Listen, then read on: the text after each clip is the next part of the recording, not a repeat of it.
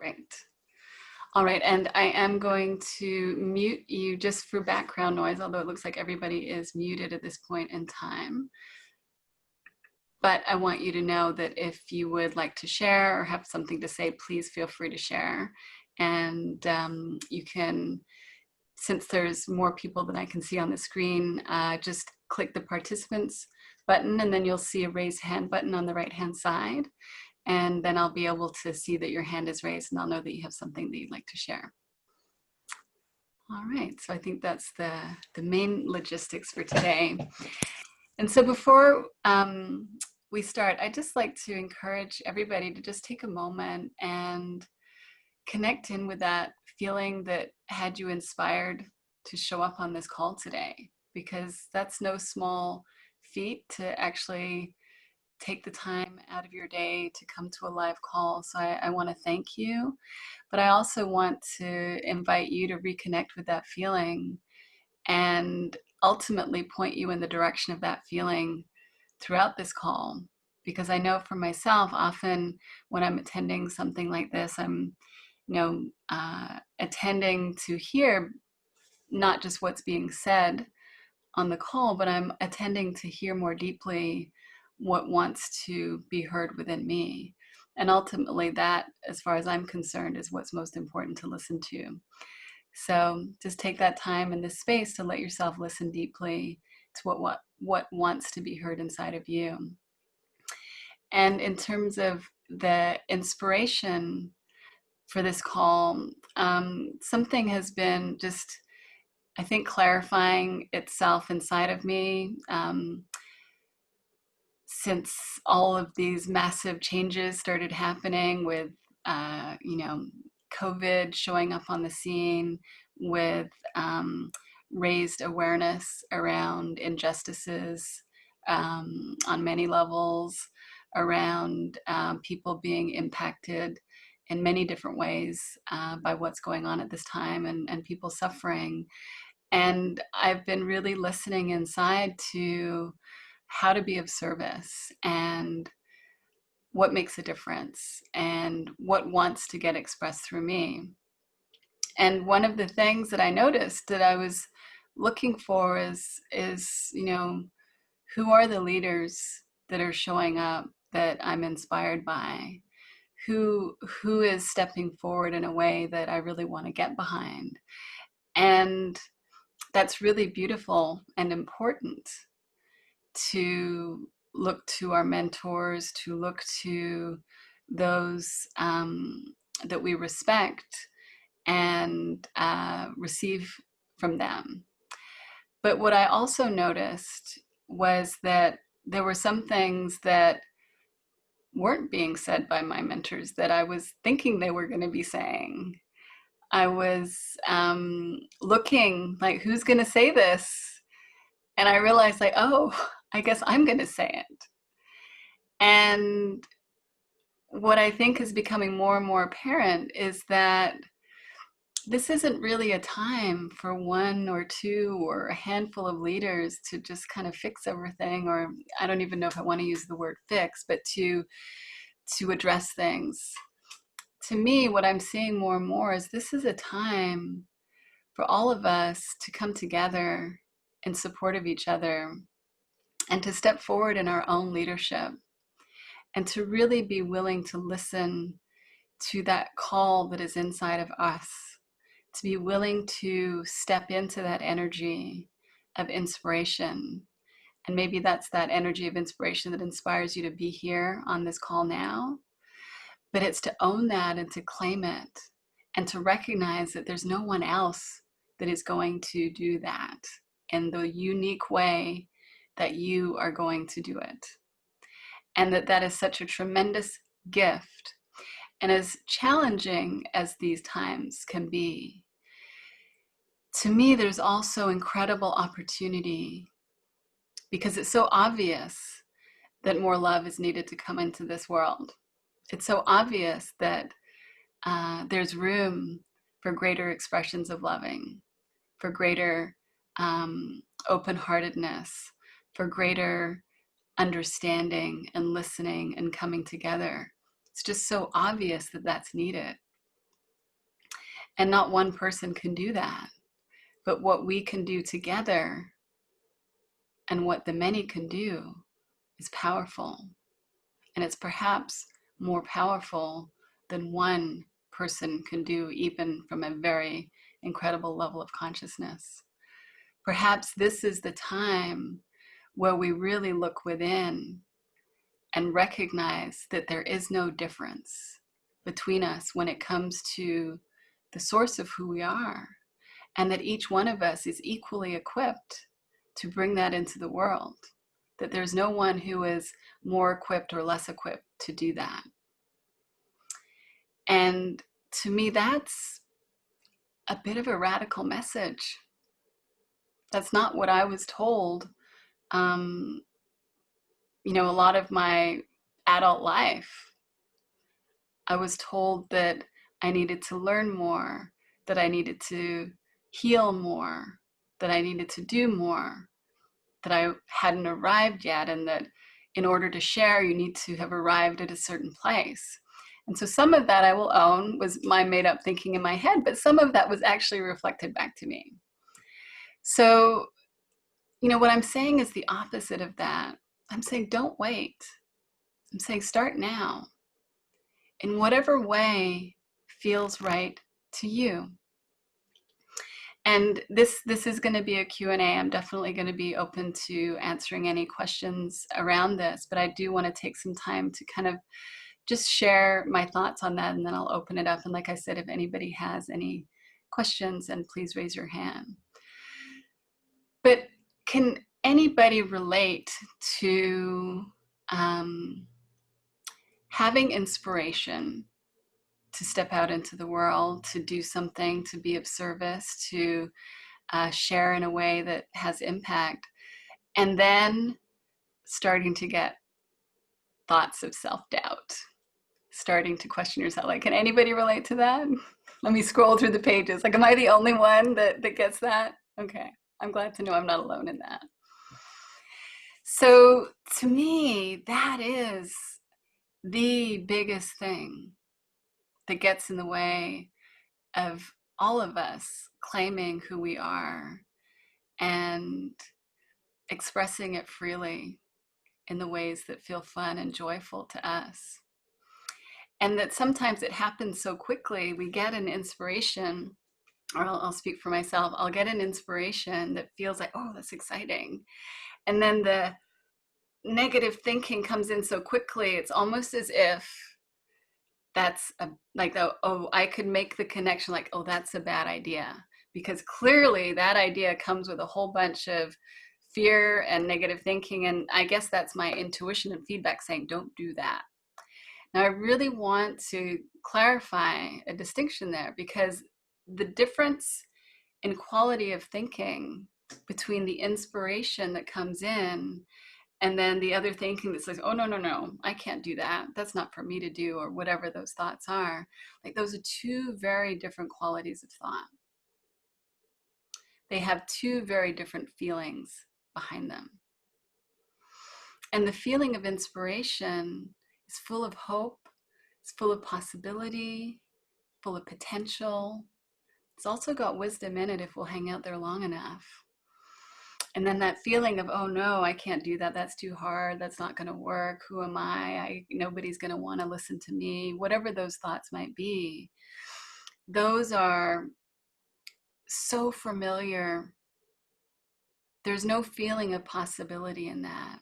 There's no feeling of hopefulness in that. There's just a predetermined, I guess so.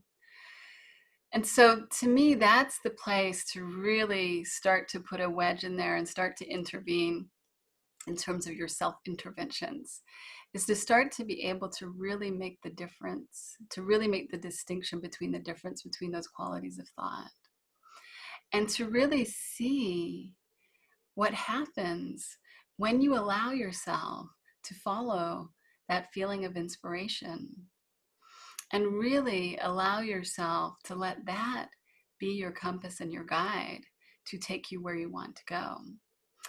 I was having a coaching call this morning with someone, and we were talking about the writing class that I'm doing. And part of the way that the writing class exercises go is that you don't have to be inspired to start writing. You just start writing. And you just start writing about what's present in the moment, and then you see where it takes you. And the whole point of it is to be surprised by what shows up, to really not have any idea of where it's going to take you. And I'm sure, now I see other artists and creatives here on the call, so I'm sure you know that experience when you just stay open and let what wants to come through you. Now, I think that it's very commonly understood, that that's a really great way to approach the creative process of writing or art or music.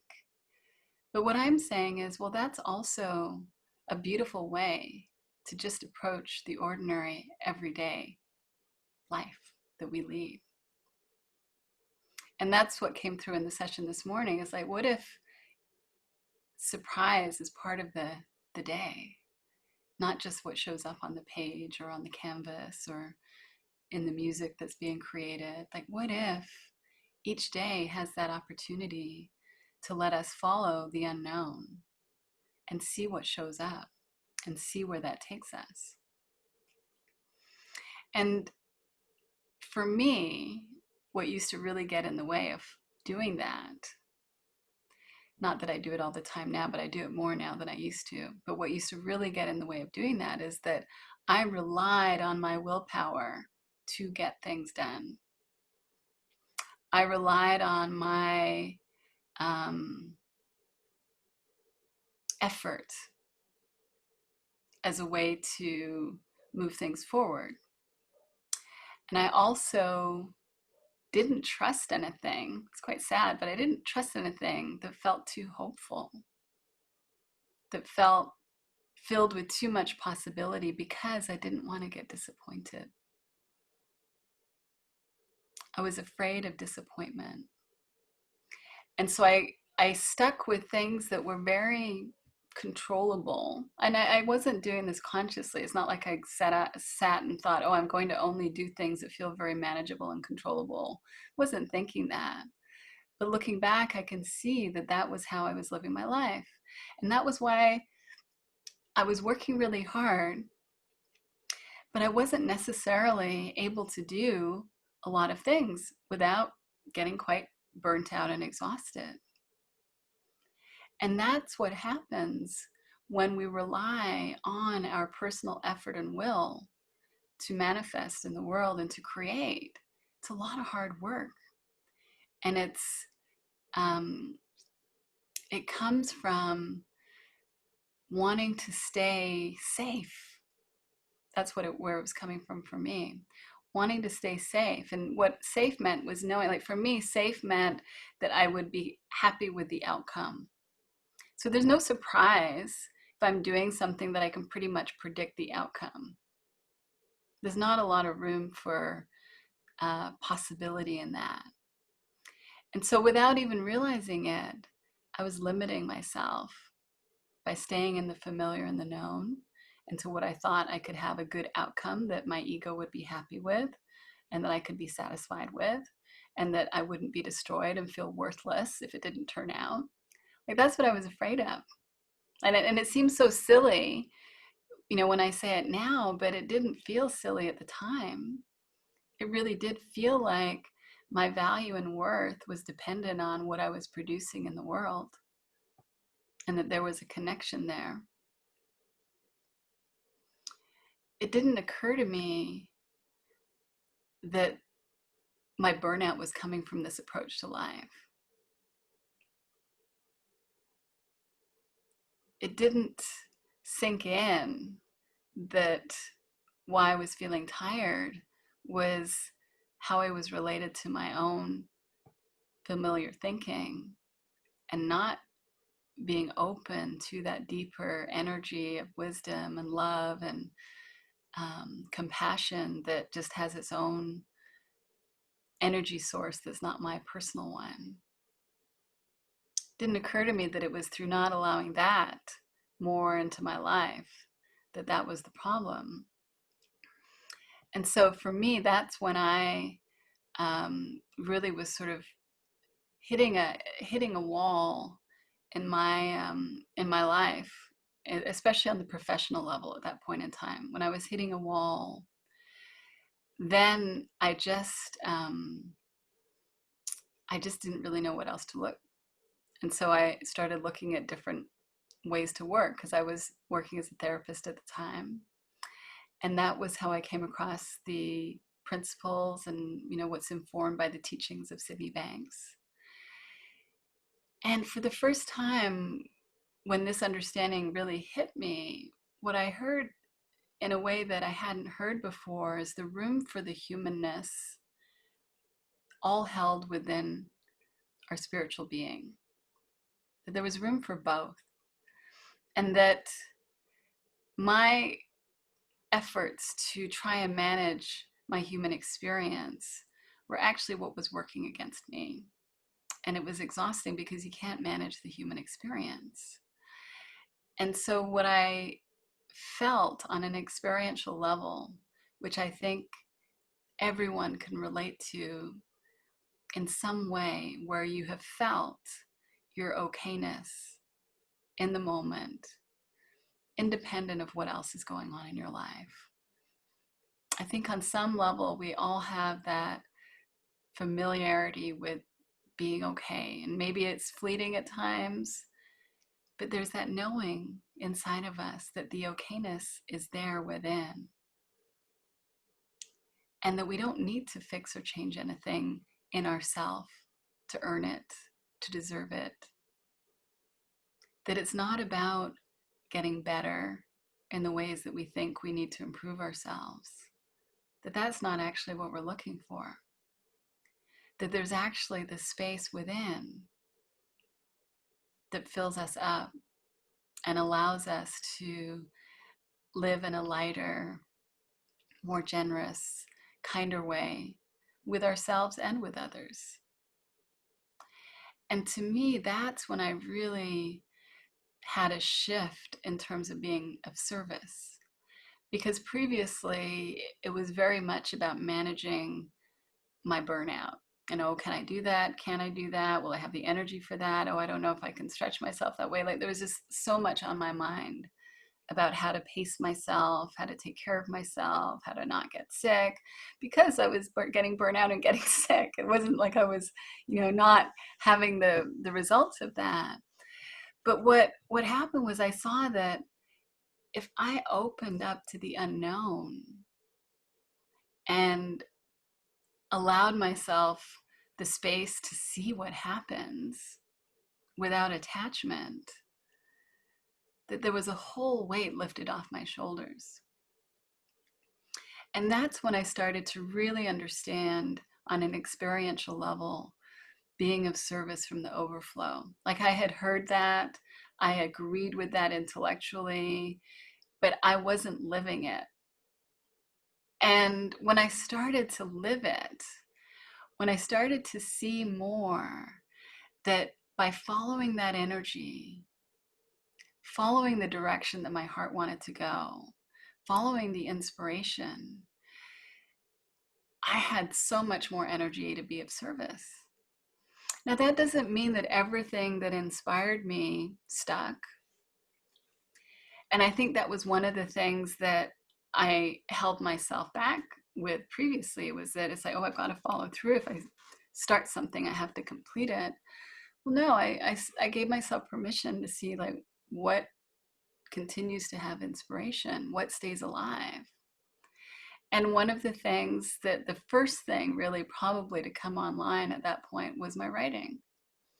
I had thought about writing a blog. I had written a few blogs here and there. I liked writing on one level, but I'd never done it in any consistent manner because I just didn't have the time for it in my mind. I didn't have the time. I didn't have the space. When am I going to do it? I don't know how to do it. And then all of a sudden there was an opportunity. I think it was the Huffington Post. And they were looking for new contributors. And so I thought, I'm going to do it. And I just did it. I followed the inspiration. I didn't know if I was going to get accepted. I didn't know what it meant. I just followed the energy. And then when I was able to, I had a platform to post it, say, oh, okay, I guess I can share somewhere. And then I kept following the inspiration. And to this day, which is, I don't know, maybe 4 years later, maybe longer, I don't know exactly, but that inspiration is still alive. Now, does it mean it will be there next week? I don't know. But it's still alive now, and so I follow it. And it's coming from the overflow. Now, the other thing that really surprised me about this coming from the overflow is that in the giving, I was receiving. In the giving, I was maybe receiving more than I was giving.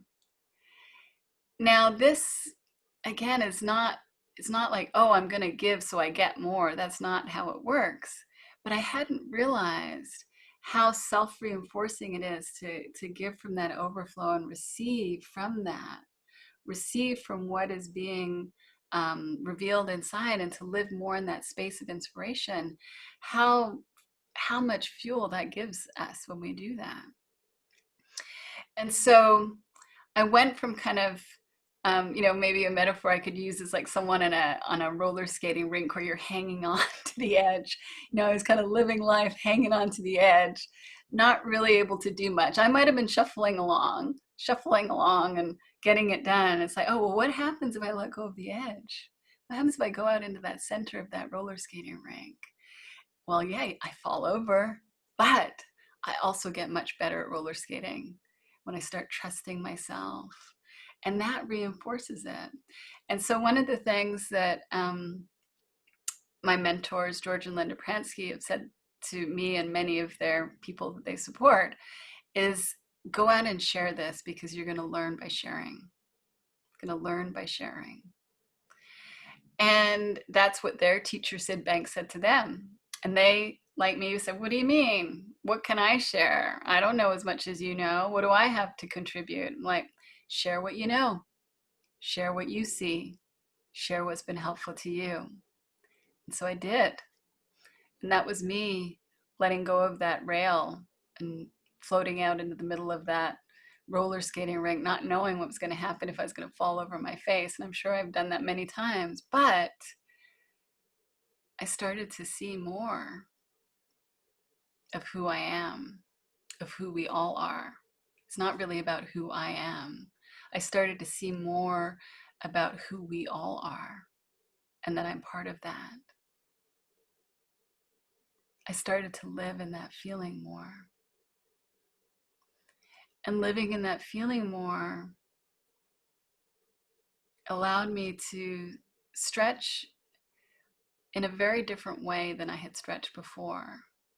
Because previously I stretched through pushing, like I said, like feeling the fear and doing it anyway, all of that, willpower.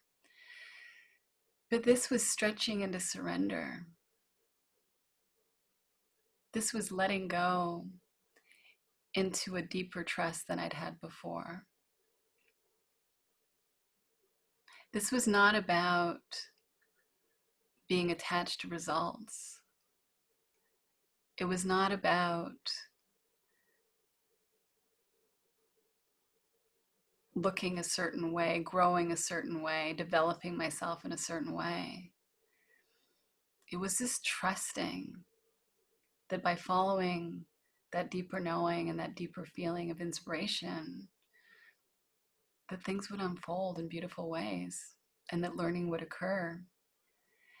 And so that's sort of where the metaphor of rewilding came from for Angus and myself, is, we really fell in love with the metaphor. And for those of you who don't know it, rewilding is a term used by conservationists, looking at how nature can be rewilded back to its natural state.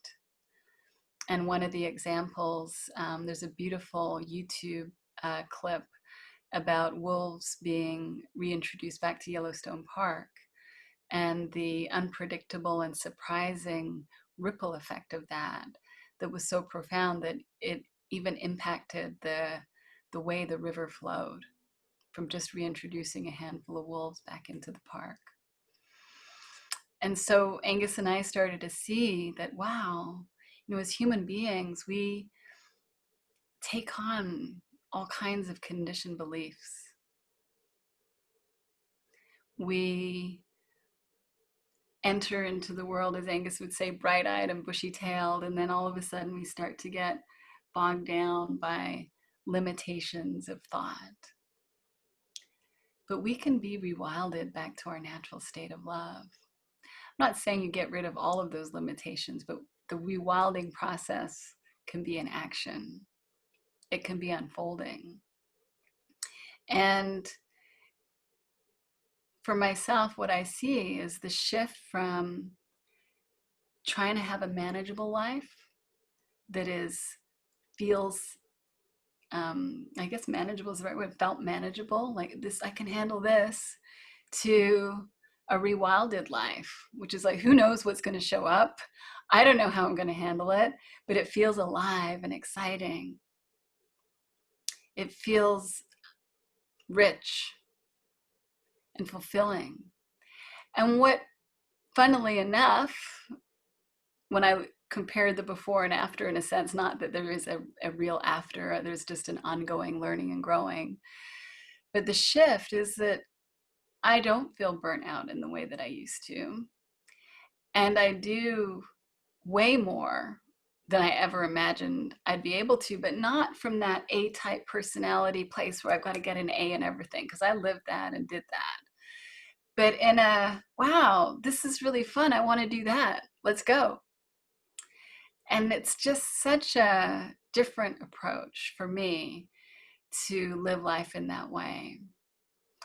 And so that's my invitation to all of you on this call, is to look at what does it mean for you to live a rewilded life, rewilded back to your natural state of love, willing to share that without attachment to having it look good or being good at it, but being open to that energy that's inside of you that wants to fill you up and wants to come through you and wants to share through you.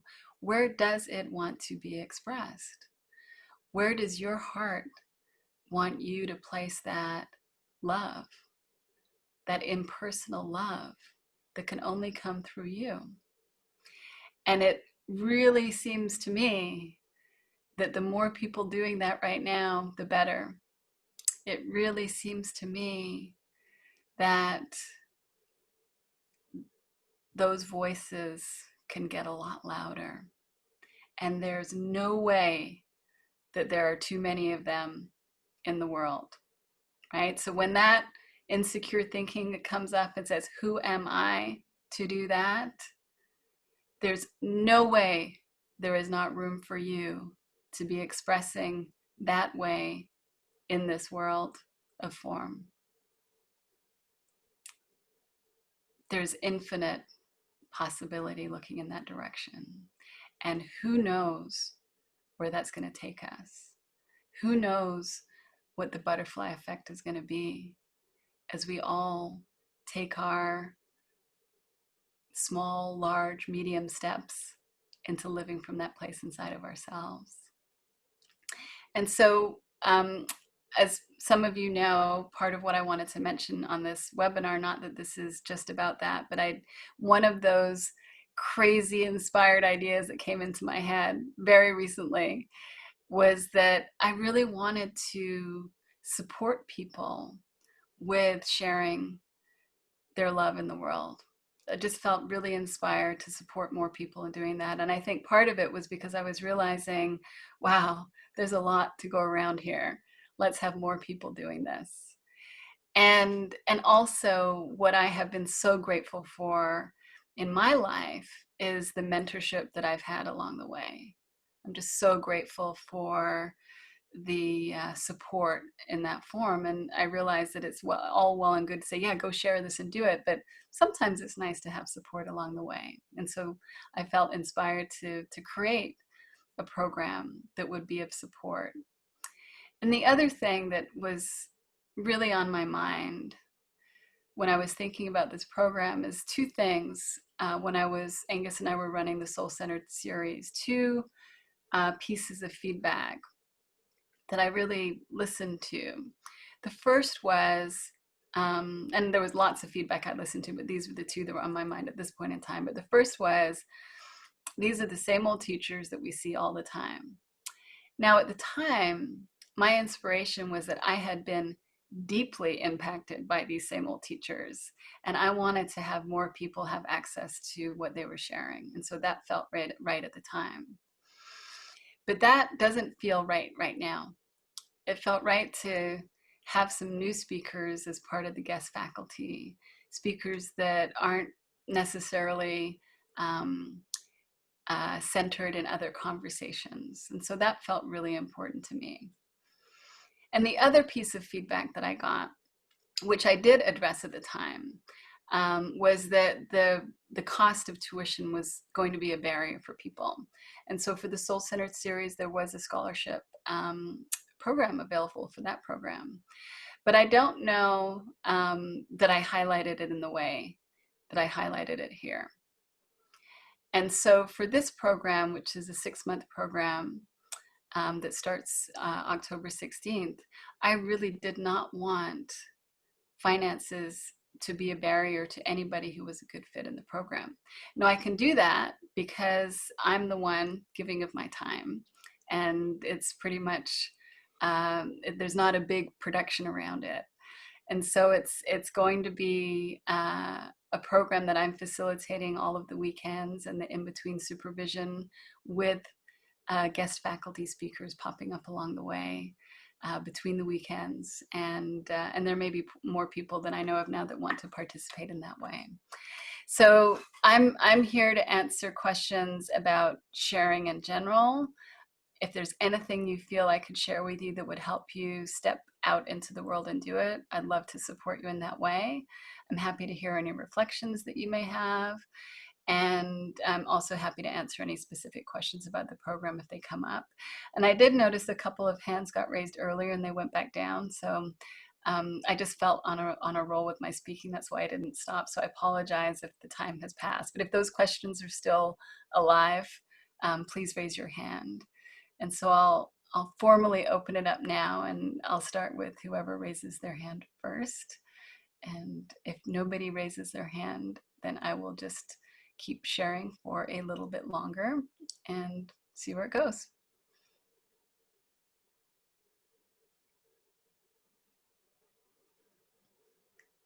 All right, well, I guess the time has passed for the people that raised their hand before.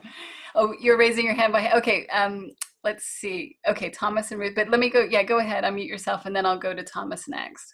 Fatima, how do you pronounce your name? Fatima. Fatima, hi. Hi, how are you? Good, thank you. How are you? I have to thank Nushin to let me know about this. This is very nice to participate in this. Could you be kind and tell me the program that you're talking about? Maybe I didn't get it right. I apologize if I'm taking everybody's time. The 6-month program of starting October 16th, this is the first time I'm hearing about it. So can you tell me what that is? Okay, sure.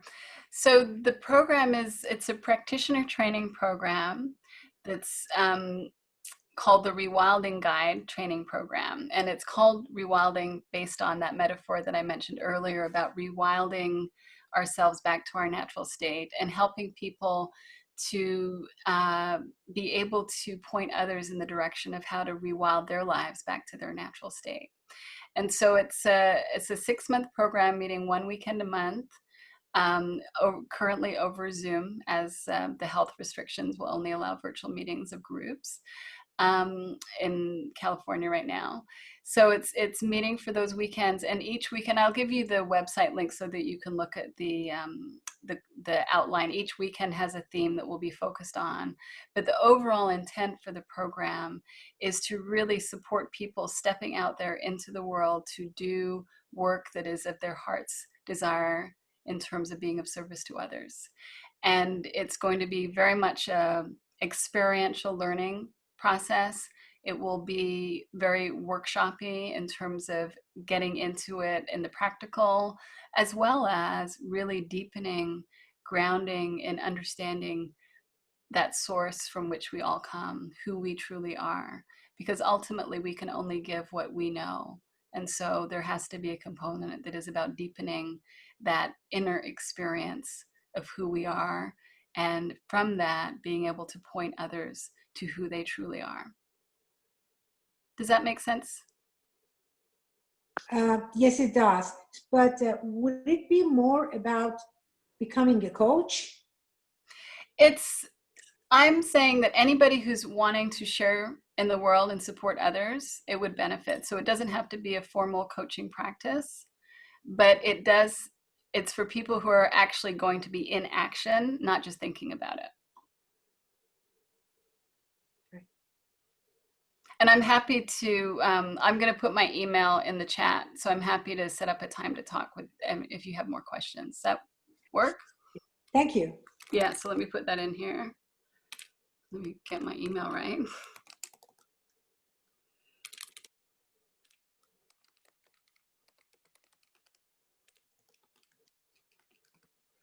There we go. So anybody that, if you want to, oh, and thank you, Julie. Thank you very much.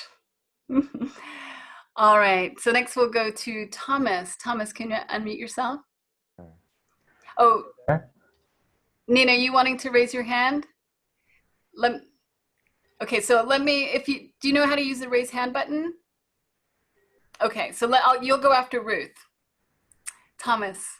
Hi there. Thanks so much for doing this. I really was a bit moved by your intro talk. That was nice to hear and kind of hit kind of close to where I'm at right now.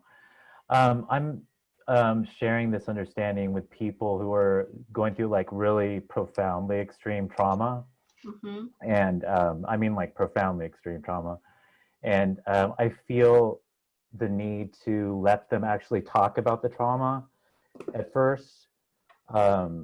Even though my principle-based understanding kind of is contrary to that, like I kind of don't want to, I kind of want them to point them to mm-hmm. their universal selves and get away from, all their traumatic thinking.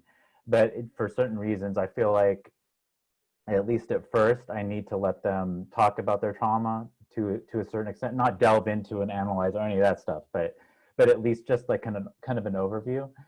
And I'm just wondering, I haven't heard any principles-based coaches talk about doing that in any circumstance. So I was just wondering if you ever did that as a principles-based practitioner. What I really hear in what you're saying is that you're listening deeply to your clients. And I would trust that, and I would absolutely see the benefit in terms of building trust, building rapport, building connection, and being able to hold space for someone to share an experience. Now, I want to be really clear, this is not a one size fits all. So there might be situations like, I don't want to do that. That doesn't feel right. And you may have that experience too. But I hear the way that you're talking about it, that you're mindful and that you're not sort of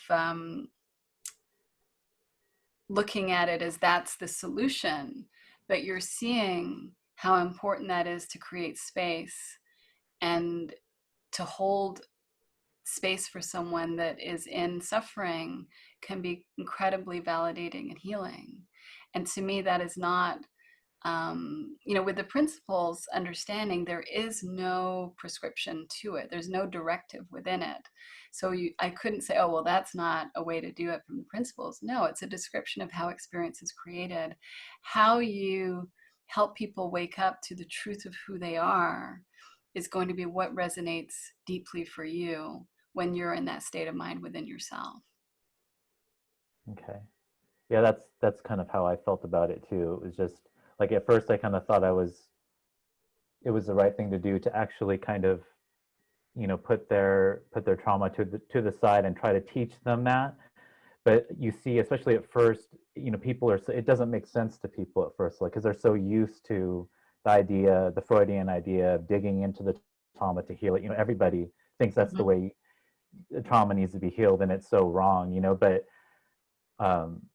but what you said is exactly how I was feeling. It's like, I feel like it was important to let them talk about it, at least in a, for like 30 minutes or so, just to kind of get the overview of what their specific circumstances are, and also just to be there as someone who actually cares, and let them, because I think just that itself, beyond anything else in terms of like, healing trauma through talking about it, just being there and having the presence of somebody who cares in your space, that's important, at least at first,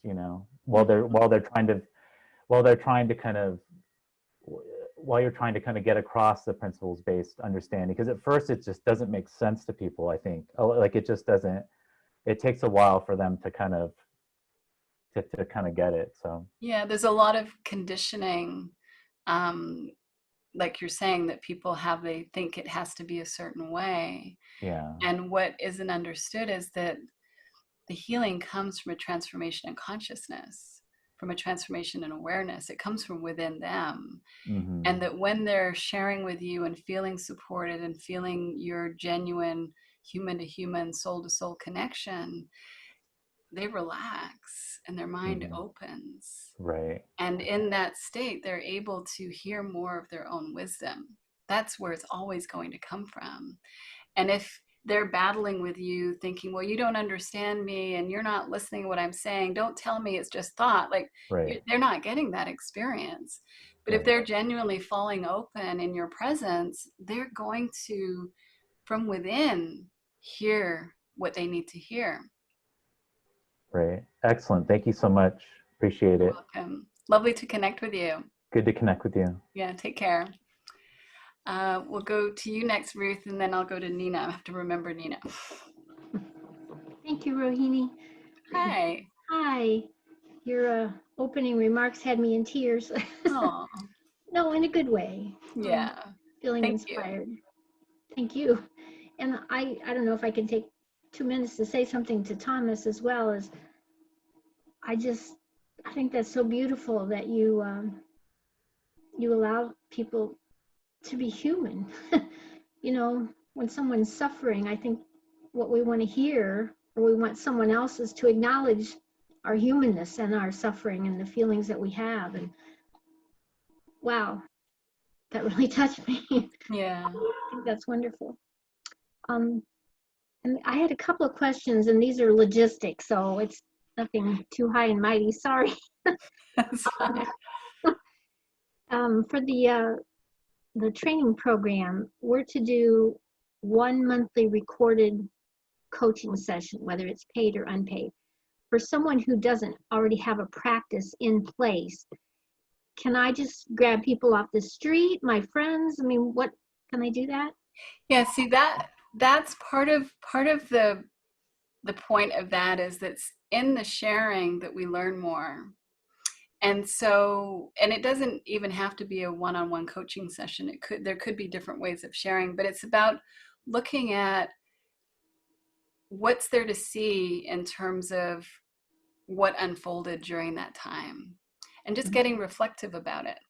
So it's not about sharing that with everybody, although there may be things that you do want to share at some point, but it's about really taking the time to reflect on, how did it go, what worked, what didn't work, and what's there to learn from that. And I found that for myself, when I was required to re-listen to something that I've done, part of what Angus and I are working on right now is a new podcast. And this is probably where some of my inspiration comes from, because we recorded a couples intensive that we did, and now we're using excerpts from that recording and adding our commentary to it.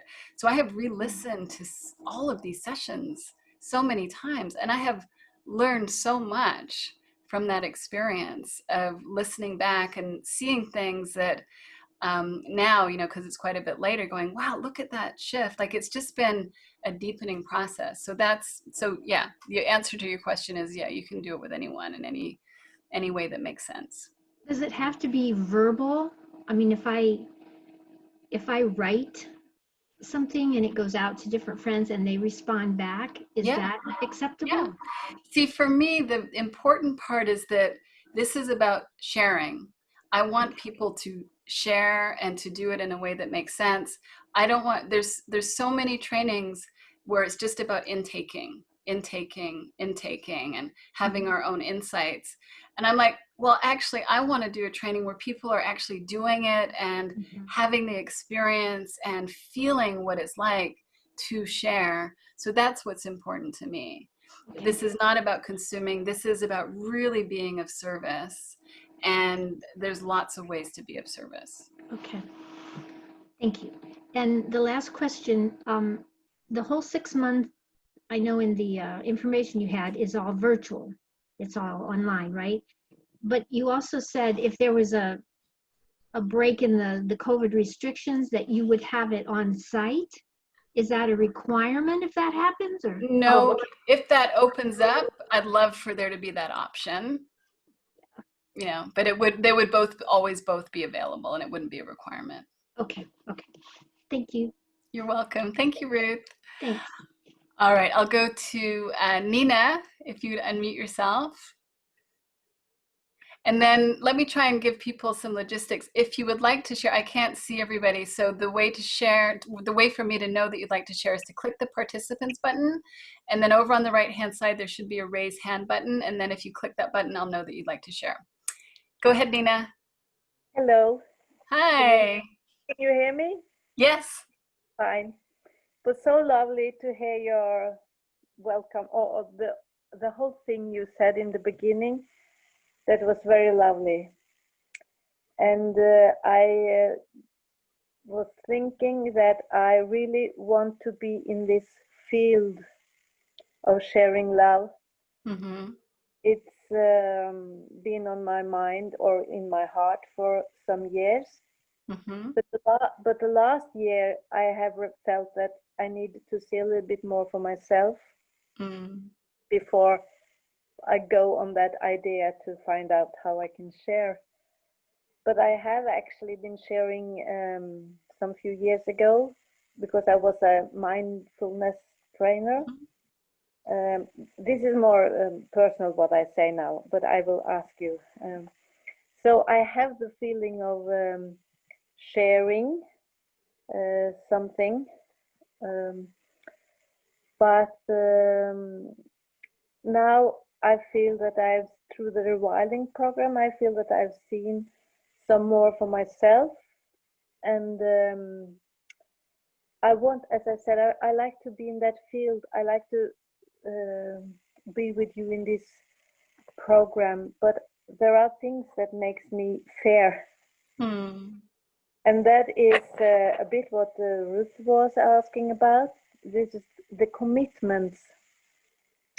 Because I can see that there is a motivation in me to join this, but the commitment to, well, I thought a bit like Ruth that I had to make a coach session, and I was thinking, how will I ever do that in English? But now when you said what you did to Ruth, maybe it could be for me to do it in Norwegian and then try to share in English what I experienced through that sharing. Yes, absolutely. So there is some possibilities to... Yeah. Can I say, Nina, when you said that part about that idea that somehow you need to see more for yourself before you can share, this commitment thing sounds a little bit like that. I have to be honest with you. And our thoughts of self-doubt are so sneaky because they look so logical. Now, I don't mind whether or not you do the program. You know that you're in the rewilding community. We're going to be hanging out no matter what.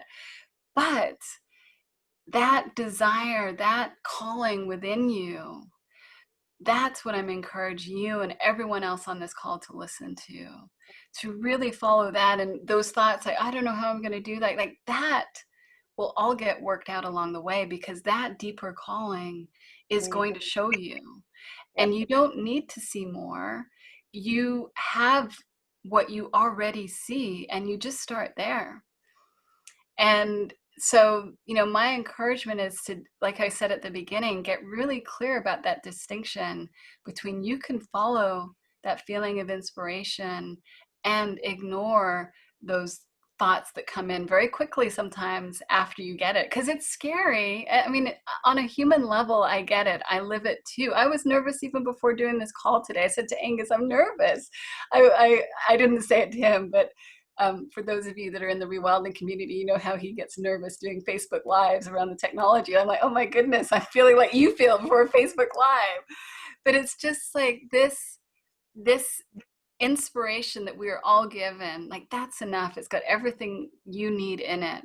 Follow that. And if it's feeling called to have the support of the program while you're sharing, that's great. If it's feeling like you're just called to go ahead and do it and have that experience on your own, that's great too. Listen within and follow the guidance as to what that feeling is saying to you.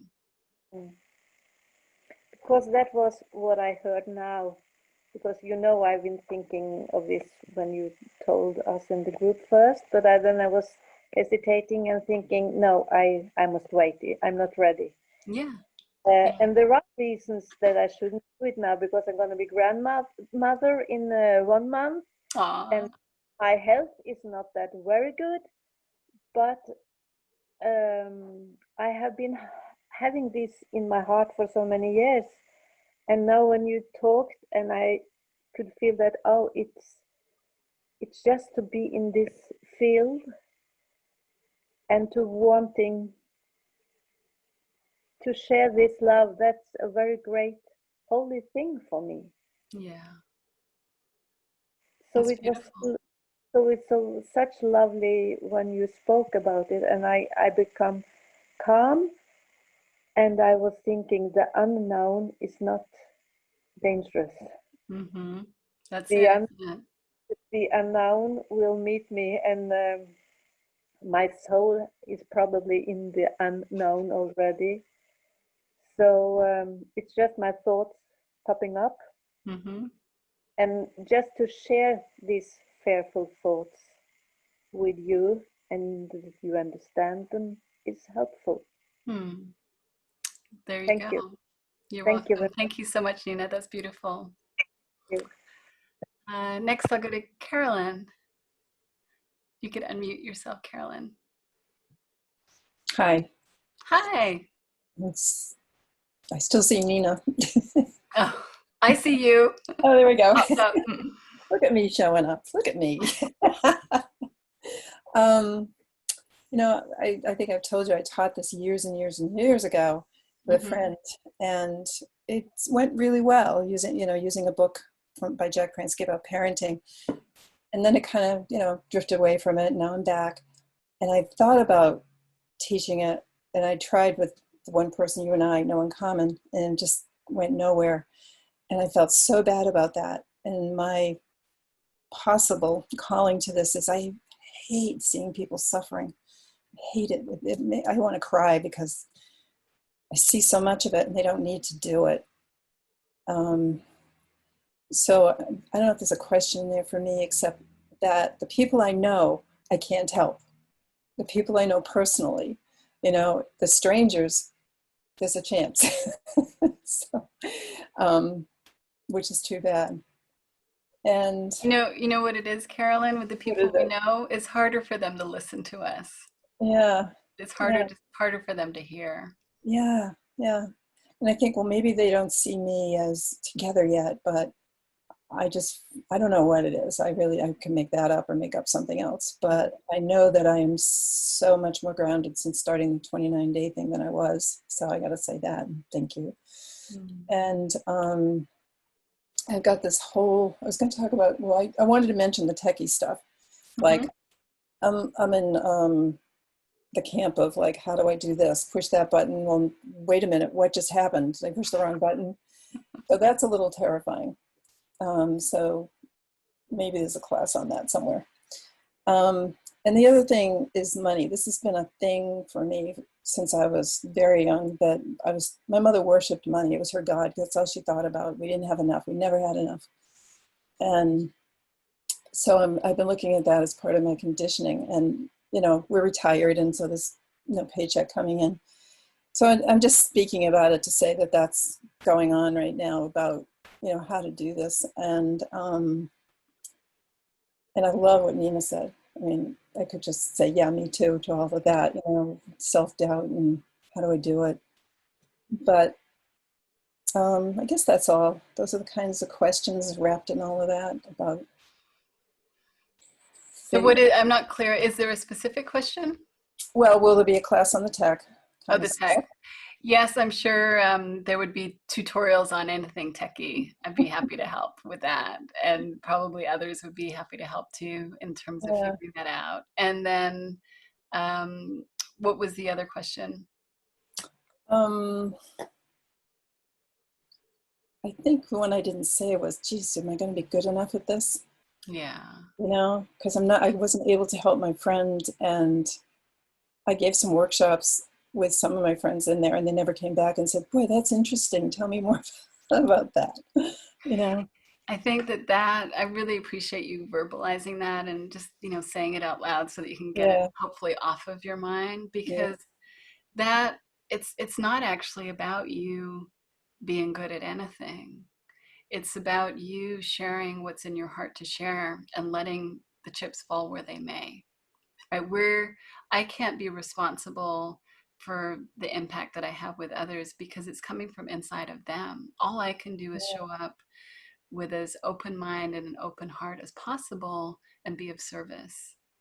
That's on me to do that the best that I can, but it doesn't mean anything about me if somebody isn't able to hear something, or somebody's struggling, or somebody says they don't want to work with me. Like, that's where we can really get caught up in our own insecure thinking and use current circumstance against ourselves as proof that we're not good enough. And ultimately, all you're up against is the misunderstanding that somehow your value is not intrinsic and that you are not pure love, that somehow that can be taken away from you. Like, that's all you're up against. That's all, we're all up against that. Oh, it's beautiful. But that's the truth. Yeah. Okay. All right. Well, thank you. You're welcome. Thanks, Carolyn. You're welcome. Maria. Hi. Hi, Maria. Lovely to see you. Hi. Yeah. So, I mean, what everyone's saying kind of reflects what I think, that I kind of feel like, what you're saying about, I suppose it's just like, I think for me, you're a better teacher than other teachers. So it's kind of like, it's hard to sort of, it's hard to see that sort of everybody's equal in that sense. You see what I mean? Well, I have a thought, because I don't know what you're saying is you hear differently around me than maybe some other people, but I don't take responsibility for that. But it's not a coincidence. Well, I don't know if it's a coincidence or not, but it's still happening inside of you, and I know that I can't take responsibility for that. And that we all have our preferences. We all have our flavors that we like. Like, I really like vanilla ice cream. A lot of people really like chocolate. I don't really like chocolate. We all have our preferences. So for whatever reason, it feels there's something when I'm speaking that really allows you to listen and to hear more deeply. And that's okay, but it is happening inside of you. And it's not wrong, and it's great. That's why it's great to have different people sharing. Yeah, but I suppose that sort of feeds the insecurity, in the sense that it doesn't feel like everybody's equal in this. Well, so I don't feel that I am good enough. Yeah, well, can we talk about that? Because that, to me, is the bit that I would really love for you to have some freedom from. Because that feeling of not being good enough, like I'm saying it here, like that's the thinking, I'm not good enough. Like, there's your heart that wants to share something, let's say. Your heart wants to share something, and that's pure and that's beautiful and that deserves to be nurtured. But then all of a sudden this, hammer comes in, but I'm not good enough to share it. And it's just a misunderstanding, like I said to Carolyn, because what wants to come through you is from that same source as everyone. Now, yes, there may be skill level. I'm not going to discount that there may be some skill level involved. And that's why I am so grateful for the mentorship that I've received. So there's some level of that, but that is not the main thing. The power and the impact is not from skill. The power and the impact comes from open-hearted, authentic sharing. And I believe we are designed for that. I believe we get conditioned out of that, and that some people maybe have more conditioning than others to let go of. But that wants to come through is equal as far as I'm concerned. It's the conditioning that might not be equal. You showing up as yourself, being you, sharing your heart in whatever way you want to share it, that is more than good enough. The idea that you're not good enough to do that is conditioning that gets in the way. Does that make sense? Yeah. Do you have the feeling of it? I mean, when you just said that, it felt like there was a nice feeling. I'm on the fence. But when you just smiled, you felt something, right, Maria? Did you feel something?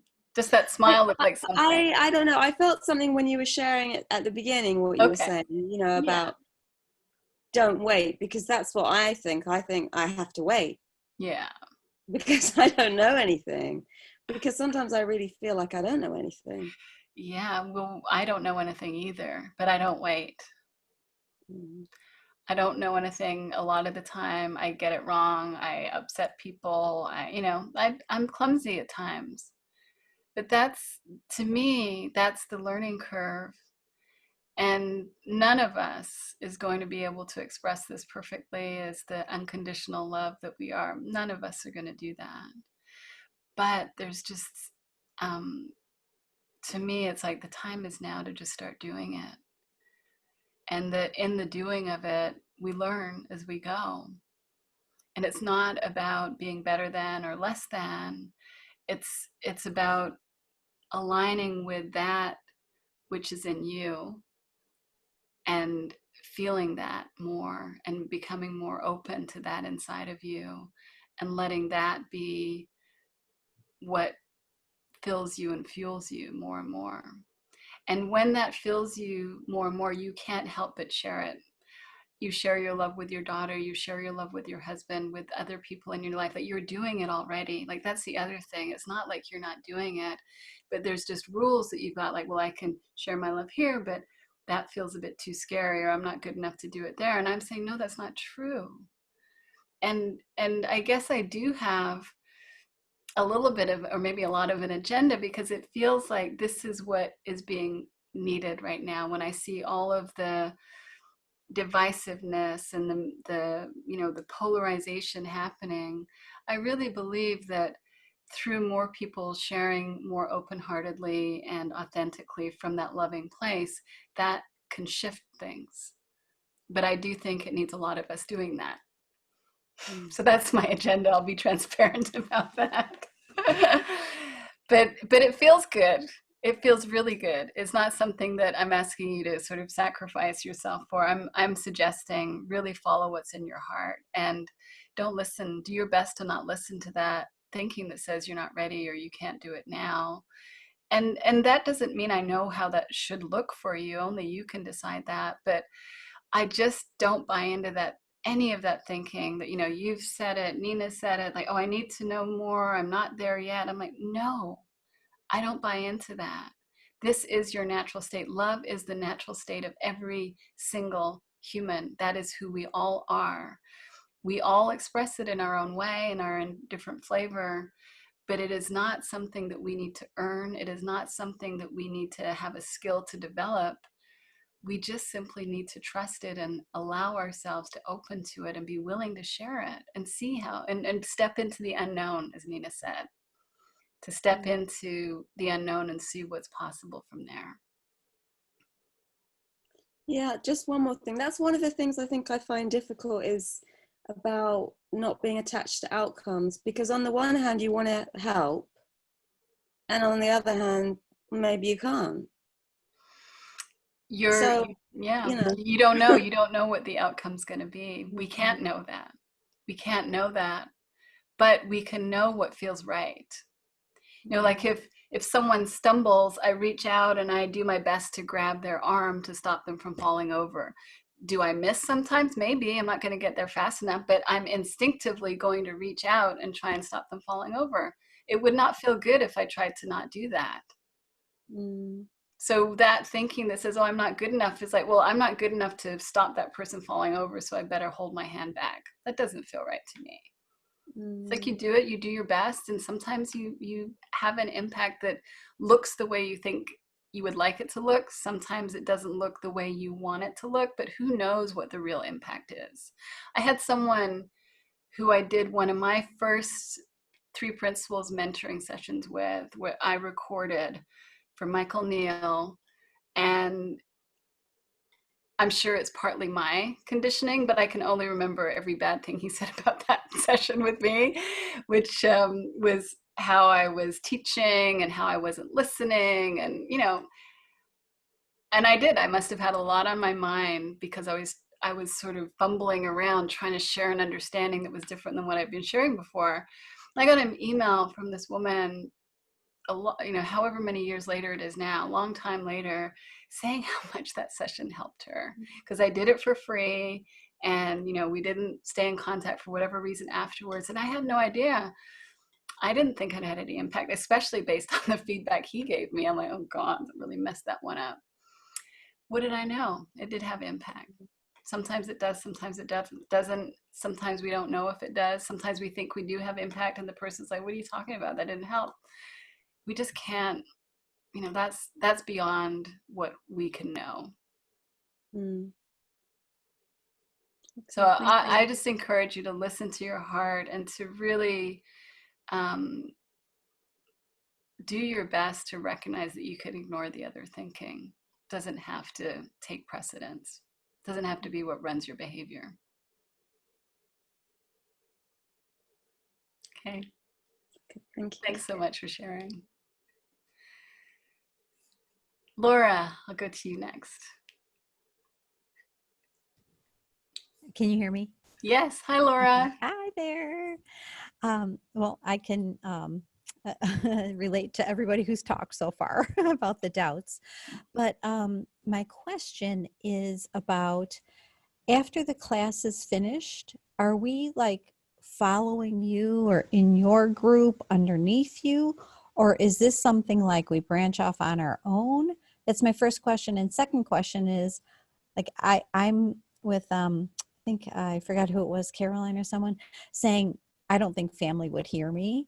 Would we get clients maybe from our group, someone who are free practice calls, like from our group or something? So those questions, like, is there a certificate? Like, what I mean? Are we under you? There's definitely a certificate of completion if someone does the 6-month program and completes, the requirements that are on the website. There's definitely going to be a recognition and an honoring of that.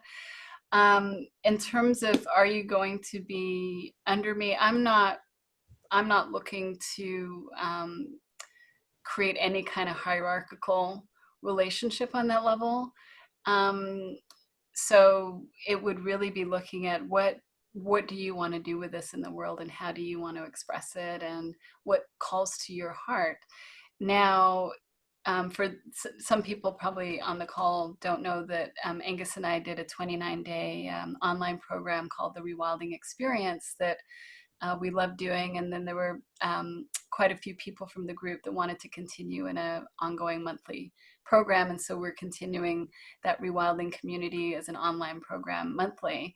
And so who knows if that's going to grow, what further support we're going to need in that if it does grow. So there may be possibilities that show up, but not in a I don't know, it's like we have that you're underneath us. It would be, hey, we need some help, and if you have the desire to work in that way, let's see what works. So it's not something that we need at this point in time, but I don't know what's going to happen in the future with that.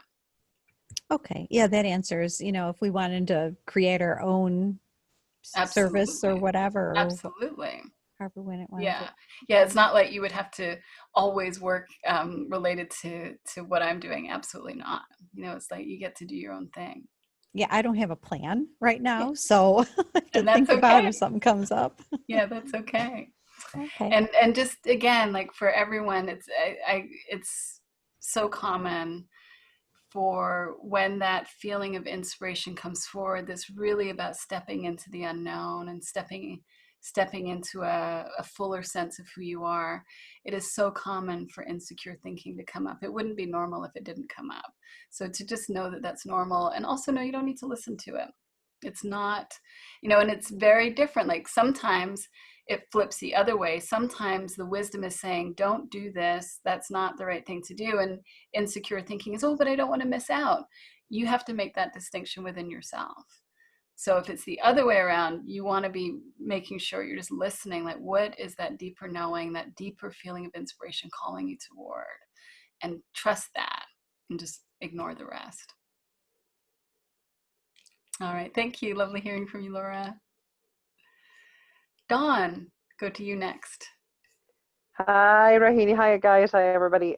Sorry, I am not on video. I have my smartphone and my child next to me at 9 o'clock at night rather than. Aw.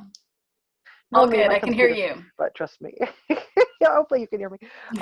Yeah, just a quick plug stroke. Thank you. I have been particularly struck by the vulnerability of the call.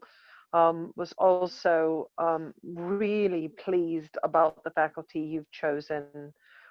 Really pleased that it's diverse voices that I've never heard before, and very inspired by that. I think one of the things that I really like about what I've heard tonight are things like, bringing a very different feel to a practitioner rather than a coach. And I've done coaching for a very long time, but one of the things that really struck me about your program was the idea that it's a guide, and that you could do that within multiple contexts. You don't have to be a coach within a coaching practice. You could be a guide within a workplace, or a guide within your community, or a guide within a diverse community. And I think that in particular really, really struck me as something that resonates really well with me. And just to give a little bit of anecdotal advice to everybody, since I've made the decision that I want to do this, Rohini, that I've been talking about this with you for a couple of months now. In the last 2 weeks, I kind of made the decision that I was going to do it, and I've reached out, and in the last week and a half, I've had 3 people say that they'd be willing to work with me as volunteer clients or clients during this time, particularly working with this.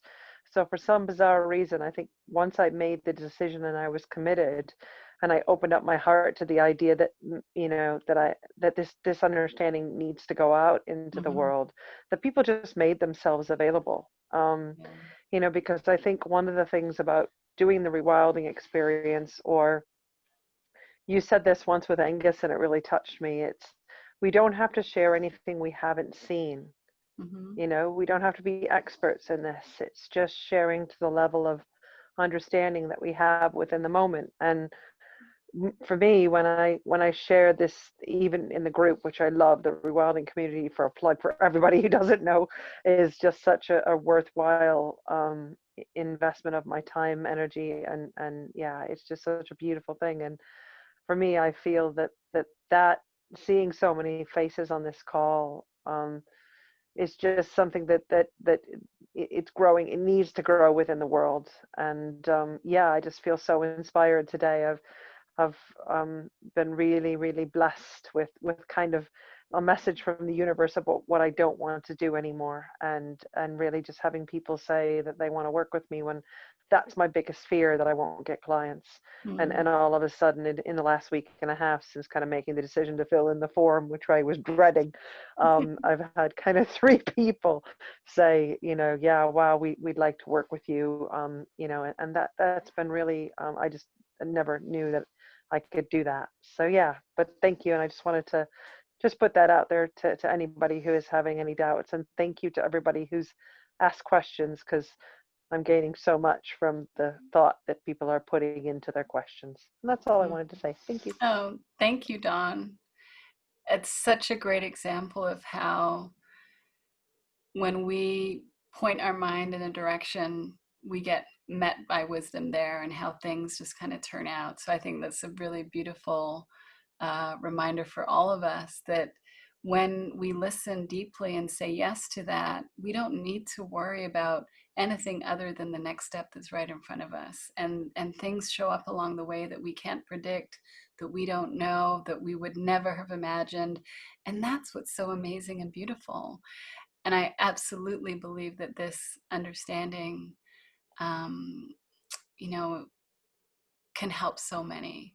And I really appreciate you pointing out that I did very consciously choose the word guide, because this is about being of service. It's not about, like I said on the website, building your 6-figure coaching practice, which I am not at all against. And I'm very grateful for the work that I have in the world, and I'm very happy to be a successful coach in that way. But it's very much about looking at how to just help more people be of service. If they want to look at the 6-figure or the 7-figure practice, fine. If you want to look at being a community leader, fine. I don't make a distinction there, because it's the same source that's coming through. That's what I want everyone to see, is the same source getting expressed. And if it's not that source getting expressed, then that's the opportunity for looking deeper and seeing how to let that come into fruition in whatever it is you're being of service in. So thank you, Dawn. I really appreciate that. Maya. Yes, hi. So good to be with you all. Hi, Maya. Hi. Thank you so much for, again, like pointing us in the direction of, you know, the opportunity and the possibility. And I just want to share, you know, from my own, I guess, recent experience. You kept encouraging us to listen deeply and to just, you know, be open to whatever wants to come out. And interestingly enough, what came forward for me was to be of service for divorced or separated men. And that came out of nowhere, like you were saying, you know, like, and I just, you know, I stayed open and I said, interesting, you know, like, okay, what would you love to share? You know, and the more I asked and just tuned to it, I just received feedback. Okay. And I kept seeing, you know, like a cry for help from different people that I was, you know, communicating with. And lo and behold, I started making calls. You know, I'm putting together a group, you know, I'm going to, you know, serve through, you know, Zoom. It's going to start in a few weeks. And I'm just picking up the phone and starting to share about it. And the more I come out from, you know, a place of really wanting to share my loving and to serve, the easier it becomes. And I also recognize the voices, and I am letting them be. And I am, you know, making everything okay. And there are days that it's a little harder to pick up the phone. And there are days that I feel like, you know, I don't want to do it. They're not gonna pick up, or they're not available. They're not interested. Who cares, really? I mean, I'm thinking Spirit knows who, you know, can be supported. And I trust Spirit to, you know, bring forward the people who are ready. And my work is just to share about it. So when I call and I ask people, you know, like, who do you know? You know, because a lot of people that I know are not divorced, you know, like, so I'm just offering, like, and they just like, you know what, give me some time. And if someone will come up, I'll tell you about it. I said, wonderful.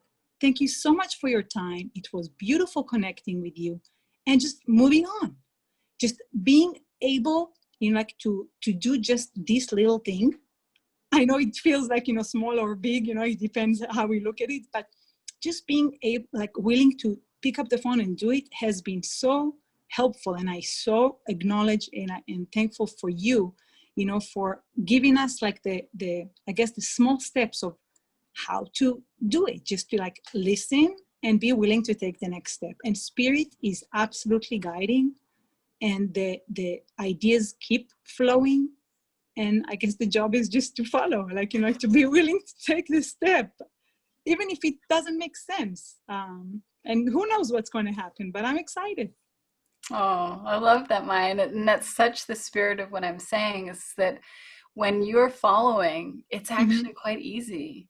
Yes. It's not about personal willpower and grit. And I've got to, one of the things that I heard early on in coaching was like, you got to stick to the large number. It doesn't matter how uncomfortable it feels. It's like, that's nothing to do with service. That's just being a good salesperson. And, that's not what I want to do with my life. And so what I hear you saying, it just speaks to my heart. It's like, that's you listening and feeling what's alive inside of you that you want to contribute, and following that and seeing where that takes you. And who knows, like you say, who knows where it's going to take you, but look at how it feels already. Like I can hear it as you're sharing, like you're feeling inspired, you're feeling alive, you're feeling excited. And yeah, of course you have that thinking that comes in at times. We all do. Yeah. But it gets easier and easier to ignore it. It just gets easier and easier to recognize it for what it is and leave it alone, and just stay true to your heart. Stay true to that feeling that wants to get expressed through you, which is natural to you and to all of us. We all have that. Yes. Some of us are exhausted, so we need to rest before we do a lot more, and that's okay. But it's still there, and it's just saying rest right now. But I'm so happy for you, and thanks so much for sharing your experience. That's great. Absolutely. Thank you. Take care, Maya. Thank you. Sarah, are we going to be able to hear you today, Sarah? We were on a webinar the other day. There you are. Yay! Yay. I was disappointed we couldn't hear you the other day. I know, me too. I just wanted to say I'm so excited by this call. I'm just like, I got a cold. I'm not very well. I've got a cold, and I just sort of dragged myself to the computer. And as it's gone along, I've just like lifted, and I just feel I'm so grateful, Rohini. I think what you're offering and your vision is just fantastic. And it's just, yes, like, of course, we just all need to be sharing this. This is it. And this is change. This creates change. And, thank you. I don't think I have a question. Like, when I think about where I am, I work with kids in the woods, and I work, and I'm sort of a mother, so I'm sort of with pregnant women, and I just had the vision of me sort of waiting for someone to come, and that anxiety of like, well, who am I? What do I have to offer? But I just trust, and I'm sure I'll wobble, and I'll tell them I'm wobbling, and then I'll move on to the next bit. And so I've got a massive yes, and I'm so grateful for everyone. No, I'm excited, and that's it, Sarah. Like, you're just following that, and thank you for showing up even though you weren't feeling well. But that feeling is what we want to trust. And again, this isn't about the program specifically. It's just in life. That's the feeling you want to be having as your compass, and having you recognize that when you go in that direction, you are going to be stepping into the unknown, but that's where you want to be. That's where all the fun and excitement is, really. And yes, there's wobbling along the way, but isn't it amazing that we can wobble and learn as we go? Like, that's great too. So, your excitement is infectious. I feel it too. So thanks for sharing. Thank you. Take care, Sarah. Okay. All right. So Shannon, looks like you might be the last person with your hand raised. Shannon. Hello. Hi, good to see you. I know I owe you an email reply, so I apologize. Angus is doing it, by the way, so God knows when you're going to get it if he's doing it. Oh my gosh, yeah. It's wonderful you mentioned the Soul-Centered series. I'm so lucky to be participating in the creation of that. Yeah, so Shannon was our audio visual, and he's editing the recordings. Yes, which means I get to spend a lot of time hearing these master teachers And it's a real gift. And the result of that is these teachings have really kind of infiltrated themselves into what I've already got. From the, where I know you from, another program that I've got like 1,000 hours of working with clients, or not so much clients, but avocationally with people. And, adding this on, it turns out that, when I am working with clients, time just seems to stop. And I just feel after so many thousands of hours, and I run a group also, like a trios group of facilitation, and so I do this all the time, I've kind of gone over this hill into where it's very easy, and I just seem to channel what happens. And I'm excited about that, but the inquiry I want to bring forward is I tend to have this, as of now, somewhat hardwired experience of time limitation. And it's difficult for me to ascertain if I'm trying to do too much, or if, for example, stepping into coaching would be a leap of faith regarding resources. And, there's the financial resources, but more specifically, it's like the time resources. And just this kind of running track in my head about not having enough time to be of service. Regardless of how I go about that, regardless of stepping into coaching. And it's something I would love to just kind of ask for some feedback on about this, because it's, with the work and the principles, I like to kind of maybe have an observer consciousness and kind of watch that go, not really identify with it, and let it have its thing, let it have its energy, maybe just let it go, and the proper thing, but it just keeps recurring and recurring. And my goodness, I don't want to be impatient, but you're ready to be done with it? I think so, yes. That's really good. One of the things that I often say with clients is that when it gets really uncomfortable, that's when the motivation to let go really goes up. And that's what I hear with you, Shannon. I hear that it's actually your progress that is having this get more and more uncomfortable. That one of the things that we can get confused by is that we think that as we're seeing more and as the understanding is deepening, it can be really confusing when there's like the thought, like you're saying, this thought, like there's not enough time and how am I going to get it all done, or whatever that thinking is for you, that it becomes more and more uncomfortable. And it can look like, what, am I going backwards? What's happening here? But actually, that's a sign of your health. That's a sign that that thinking really does not align with you anymore. So previously, my guess is that was just run-of-the-mill thinking that was just a regular day in Shannon's life. Well, now with where you're at, you're like, I'm not buying into that, but it's still around, but you're noticing it. And in the discomfort of it, it gets easier and easier to dismiss it because it's so clear where it takes you into limitation and into more suffering, right? Yeah, and there's, 8 weeks ahead of me where I have to do daily medical treatments. It can take like 3 hours a day, traveling back and forth mostly. And I'm like, how on earth can I possibly have the time?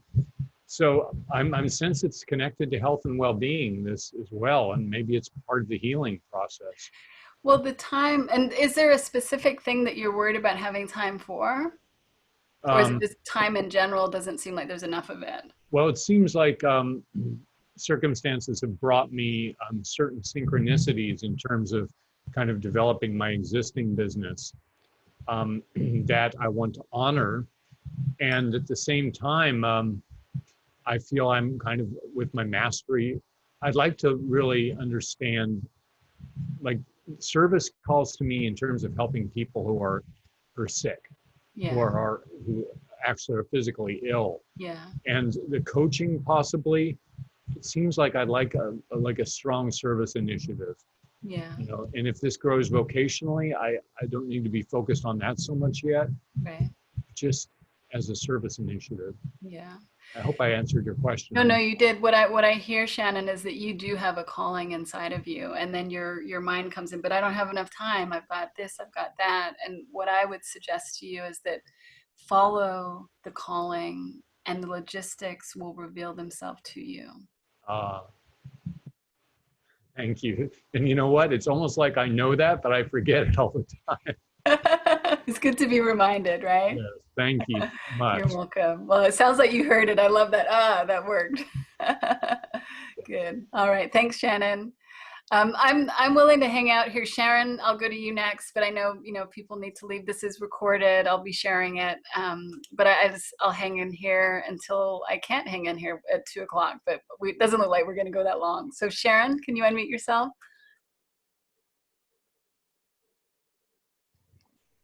Oh, hi, there you are. Hello. Hi, good to see you. And you. A quick practical question, because I know it's something that will probably come up and be asked. When sessions are being recorded on Zoom, who actually gets to see it? Because if somebody is obviously vulnerable in sharing sensitive information, they're going to want to know probably who else sees that. Yeah. So for the self-reflection piece, only you need to look at it, right? So I'm going to be asking you to review it and then to reflect on it and to share about your reflections based on that. So only you will be reviewing it. Now, there may be times where something really stands out to you from a session that you want support with, and you would check with that person if it would be okay to either verbally share or share that piece of the recording to get help with it. So, but there's no requirement to do that, but it's an option. But it's just as easy to say, this is what came up in the session and I got confused or I felt this way. You don't need to share the excerpt from the session. And there may be some people that are completely fine with you sharing sessions and you want to share something that was amazing that you just, love. So that might be something too. But there's no requirement for anyone other than you to listen to it. Okay, thank you. You're welcome. All right, well, that's all of the hands that have been raised. So hang on, let me just mute here. So I want to thank all of you, especially all of you that hung in to the end. And I see, even Angus jumped on at the end. That's very kind of you, Angus. So I just feel so grateful that so many people showed up to really be in the conversation about sharing more in the world. And I really hope that you heard the clear and loud message that who you are is enough, more than enough. And that where you come from that natural state of love inside of you, is really all that matters. And that your unique way of expressing that into the world is a gift. So I hope you take that into your hearts.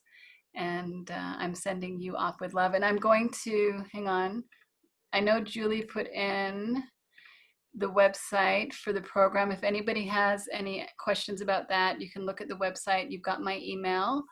And if you, the rewilding community was also mentioned today. So if anybody has any questions about that, what that is, please feel free to reach out via email. So I'll send you off with love. Take care, everyone. Bye.